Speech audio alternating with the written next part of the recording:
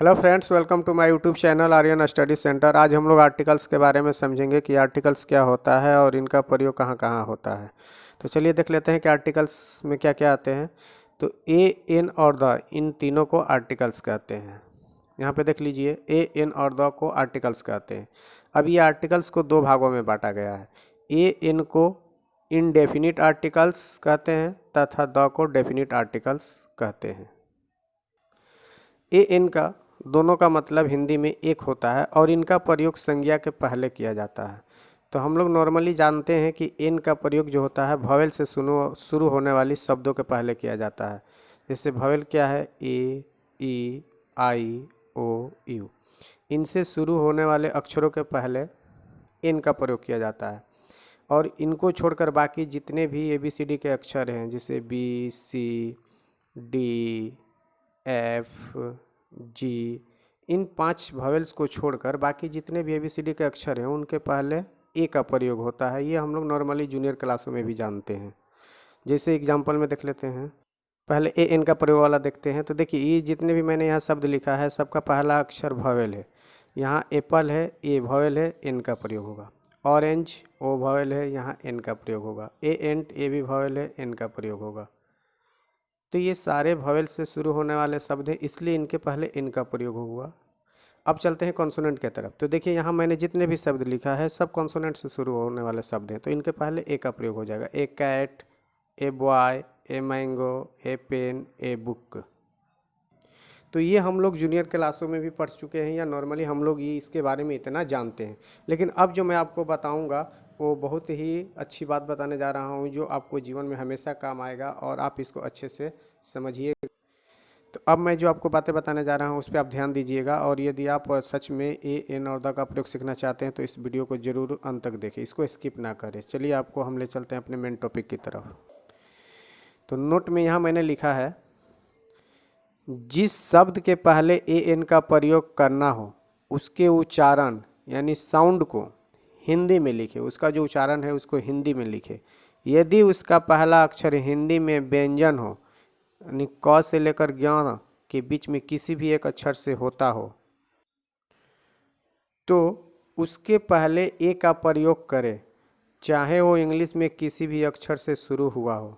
जैसे कहने का मतलब है कि जब कोई इंग्लिश वर्ड होता है और उसका उच्चारण हम उसका हिंदी में करते हैं और उसका उच्चारण हिंदी के किसी भी एक अक्षर क से ज्ञ के बीच के किसी भी एक अक्षर से होता है तो वहाँ सिर्फ ए लिखा जाता है। जैसे कैट है, कैट का हिंदी उच्चारण क हो रहा है तो यहाँ ए का प्रयोग होगा।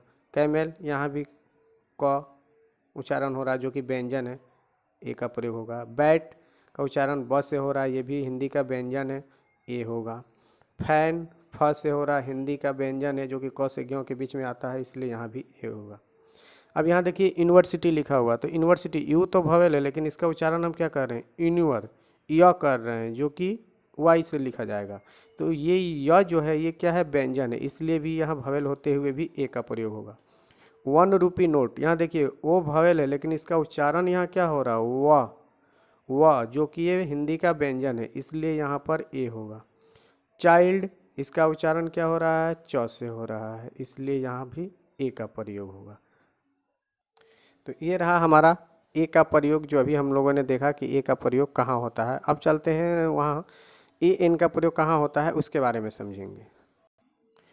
देखिए नेक्स्ट नोट में है, और यदि उसका पहला अक्षर का उच्चारण साउंड हिंदी में स्वर अ से लेके अह के बीच किसी भी एक अक्षर से हो तो उसके आगे ए, एन का प्रयोग करेंगे, चाहे वो इंग्लिश के किसी भी अक्षर से शुरू हुआ हो।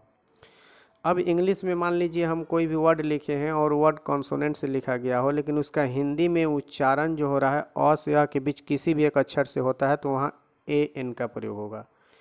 जैसे आवर, ये इंग्लिश का कॉन्सोनेंट है लेकिन इसका हिंदी में उच्चारण देखिए आवर, आ हो रहा है, तो ये हिंदी का स्वर है, इसलिए यहाँ ए, एन का प्रयोग होगा।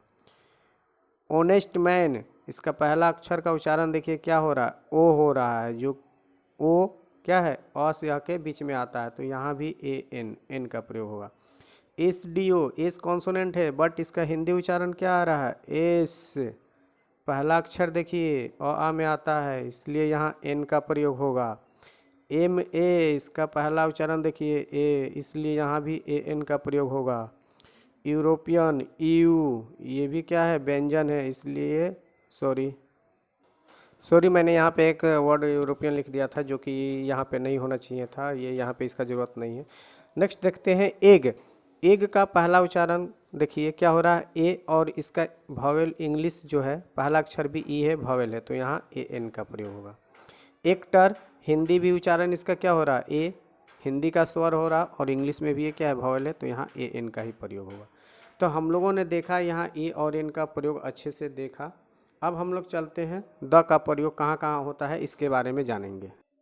तो देखिए द का प्रयोग कहाँ होता है, आकाशीय पिंड, दिशा या जो वस्तु दुनिया में केवल एक है उनके नामों के पहले द का प्रयोग होता है।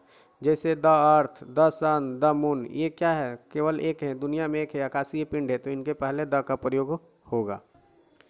The east, the west, the world, the east, the west, ये क्या है, दिशा का नाम है, तो इनके पहले भी द का प्रयोग होगा। नेक्स्ट है नदी, खाड़ी, सागर, महासागर, जंगल, हवाई जहाज, रेलगाड़ी, रेगिस्तान, धार्मिक ग्रंथ, ऐतिहासिक इमारत आदि के नामों के पहले द का प्रयोग होता है।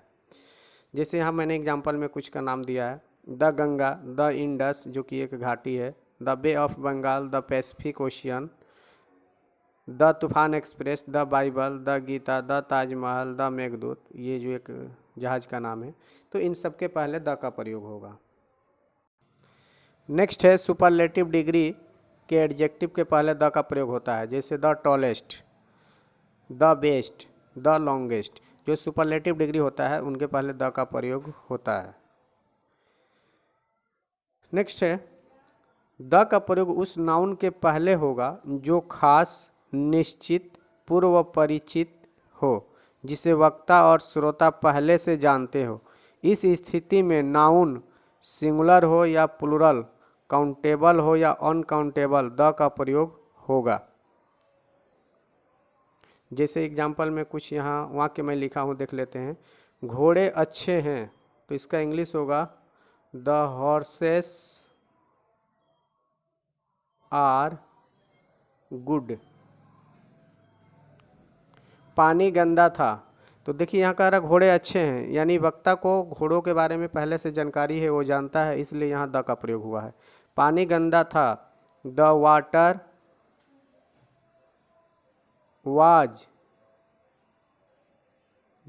Was dirty.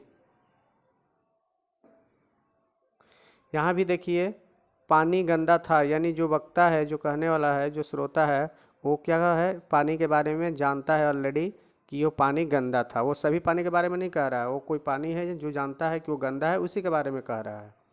नेक्स्ट है कलम लाल है, द पेन इज रेड। यहाँ भी किसी खास कलम के बारे में, निश्चित कलम के बारे में कहा गया है, इसलिए द का प्रयोग हुआ है। तो इसमें और एक चीज़ आप लोग समझ जाइए कि कोई भी हो, काउंटेबल नाउन हो, अनकाउंटेबल नाउन हो, यदि वक्ता जो है उसके बारे में पहले से जानता हो तो आपको वहाँ पे द का प्रयोग करना होगा। उसके बाद है पूरी जाति का बोध कराने के लिए सिंगुलर कॉमन नाउन के पहले द का प्रयोग होता है। जैसे गाय दूध देती है, द काव गिव्स मिल्क। घोड़ा उपयोगी होता है, द हॉर्स इज यूजफुल।